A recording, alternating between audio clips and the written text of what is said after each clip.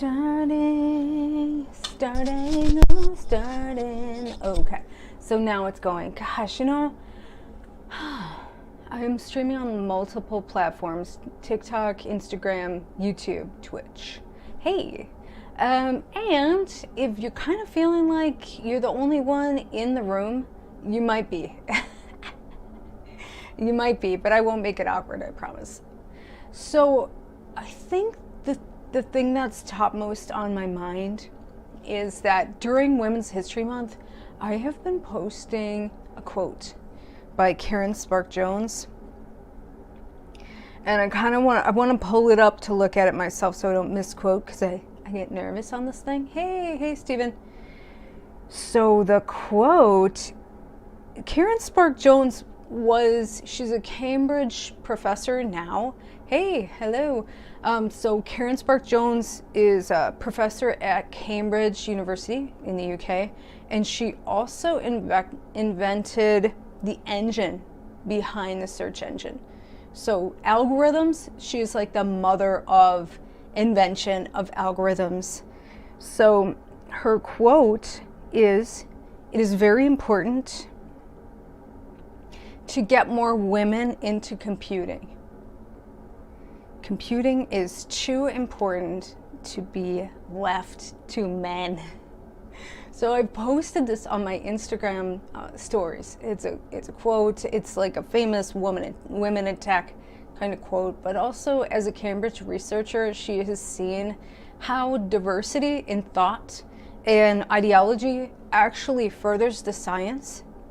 So it's not about one person, like dominating over another swath of people. We know that we need more diversity in tech. We've had so many huge conflicts, particularly over the last year, with there being just this lack of diversity in this kind of echo chamber of the pale male dynamic.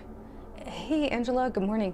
I am streaming on Instagram, YouTube, Twitch, and let's see here, and 4. So if you're feeling like you're in the room alone, you're not alone. It's not going to be awkward, I promise. But please feel free to drop a comment below.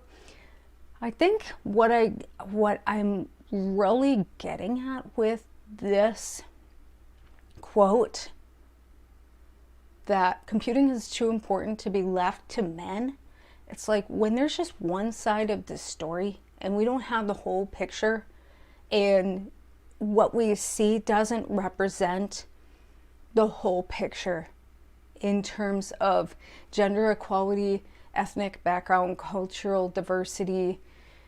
We're just missing so much information that would make it better.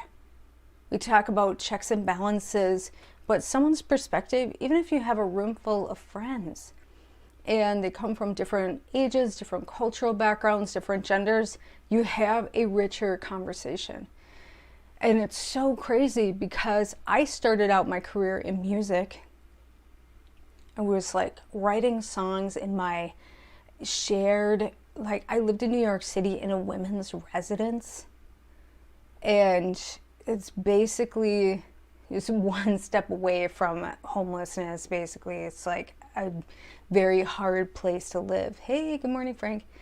And writing songs, I worked at a minimum wage job, and I just wrote songs and wrote songs and wrote songs. Like, I couldn't go out. I didn't have enough money. I couldn't go out to eat. And they gave you a meal at this women's residence. It was run by a Christian organization. So it was like I paid for it, but very little. It's probably the cheapest place you can live in New York City. And I met a guy from England, and he was like really having all these romantic woes. It was over Christmas. I couldn't afford to go home for Christmas. So I like hung out with this guy and listened to him. I was 23 years old and he was like 40, I think, or 33 maybe. And so I listened to this guy in a cafe, really not knowing who he was at all. I was like, kind of didn't have anywhere to go. And it turned out, hey, Kiana. So it turned out that this guy was formerly in a famous band. I don't want to say which one it was, but he had toured all over the world and had a record deal, and he was a drummer for this band. So it wasn't like his band, but he knew all the people. And I ended up getting signed to Virgin Records in the UK when I was 23, and made 2 records. And it was just a hard process. It was definitely a hard process dealing with the record company. You just don't know. I bet people who are social media influencers now kind of get that sort of pressure. Hey, hello. But to have that kind of pressure as a young person and have to feel like, hey, you know, I've got to stay, not only do I have to be like thin enough, look a certain way, which I didn't. I didn't look this certain way, but I could sing, I could write songs. I felt like that was the thing that I was there to do. And then it just became so much more. It became so much more than that. And it became a very stressful situation that just ultimately just made me hate music. It was so hard. How am I? Yeah, I'm pretty good. Yeah, I'm just talking about it right now. So to be kind of in a situation where, and they paid me a lot too, up front. So they would underpay the musicians, but then I was not allowed to have like a full band. It was just me as the singer-songwriter. Then the record company would pay the musicians kind of, but they gave me like a bunch of money. So I ended up, like paying the people's bills and, like giving them money out of my income. And it was just a crazy situation. And at that time, I think this kind of still rings true, especially with what I see with social media influencers, is that it becomes this kind of like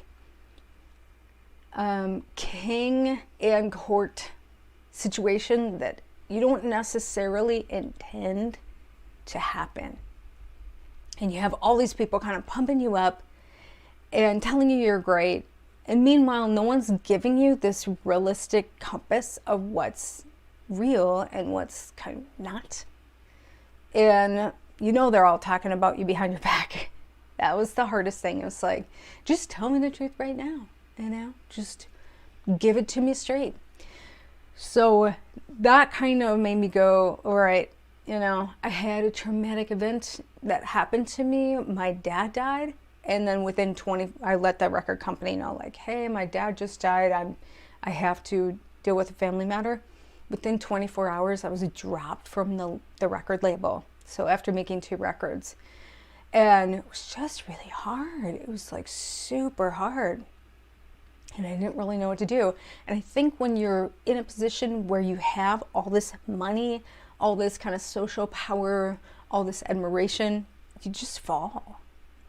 It seems to have changed because there is, like social media can be a little bit more democratic in the way that people choose you, or they're kind of like gravitating toward your messaging or gravitating toward what your niche is, and you can create that for yourself, right? I guess music is similar, but there was so much pressure to package a certain sound.